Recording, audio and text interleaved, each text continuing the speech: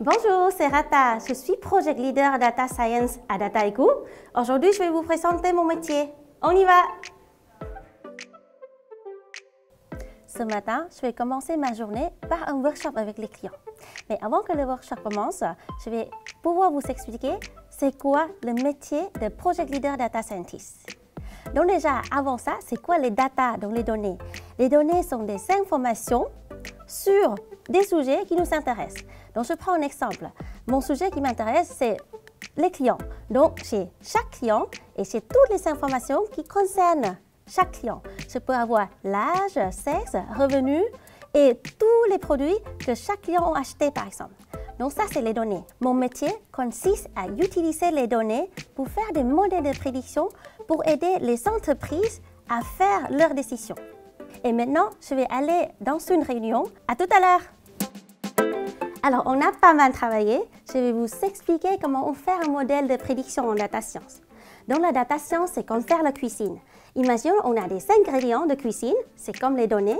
Ensuite, on va les préparer et on va donner au four. Alors, le four, c'est comme le logiciel de data science. Et à la fin, on aura un gâteau très bon que l'équipe business adore à utiliser pour faire des décisions. On va continuer la réunion. Je vous laisse.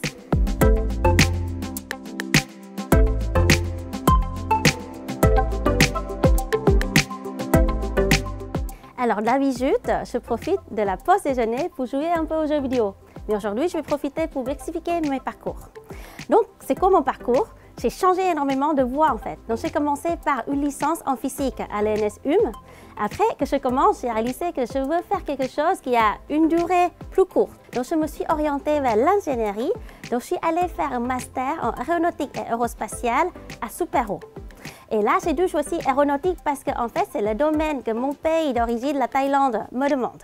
Ensuite, maintenant que j'ai fini le master, j'ai continué à faire un doctorat à SUP-ELEC sur le domaine de robotique ou mathématiques appliquées du coup, qui est très proche de la data science aujourd'hui, mais pas tout à fait. Et maintenant que j'ai fini mes études jusqu'à doctorat, je suis retournée en Thaïlande pour travailler en tant que chercheuse. Et en 2016, les entreprises ils commencent à chercher des gens pour travailler en tant que data scientist. Mais les data scientists, ça n'existait pas vraiment. Donc, ils cherchaient en fait les gens qui sont en doctorat en mathématiques, par exemple, pour le faire.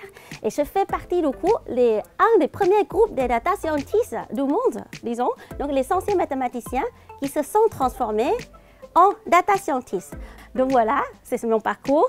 Assez parlé, il est temps que je travaille.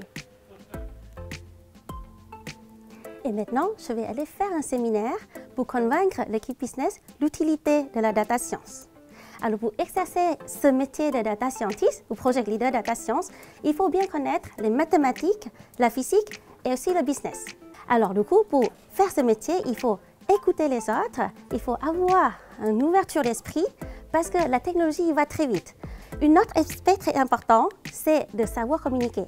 Parce que même si on fait un modèle mathématique data science qui est très puissant, si on n'arrive pas à convaincre l'équipe business ou les gens qui ont le pouvoir de décision à utiliser, ça ne sert à rien.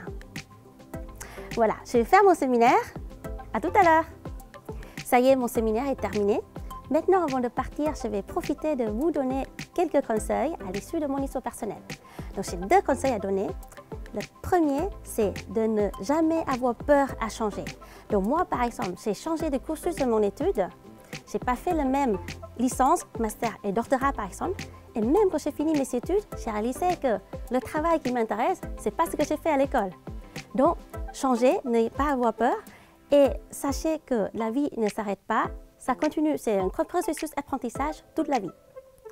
Deuxième conseil, c'est si jamais vous subissez des discriminations ou des commentaires qui sont basés sur des stéréotypes, sachez que ce n'est pas vous le problème.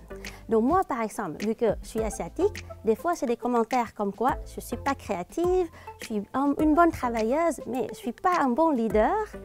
Et j'ai du mal à surmonter ça, mais à la fin, j'ai réalisé que, en fait, le problème, ce n'est pas moi, c'est la culture de l'entreprise. Et sachez qu'il y a des entreprises qui s'acceptent, qui sont ouverts d'esprit, qui ne vous jugez pas, qui existent. Donc, si jamais vous subissez ça, changez à une entreprise qui a un ouvert d'esprit. Voilà mes conseils. Maintenant, la journée est terminée. Il faut que je retourne voir mes 2 enfants. Voilà, j'espère que vous avez un peu plus appris sur le métier de Project Leader Data Scientist. En tout cas, ça me fait très plaisir de vous montrer ma journée type. À bientôt!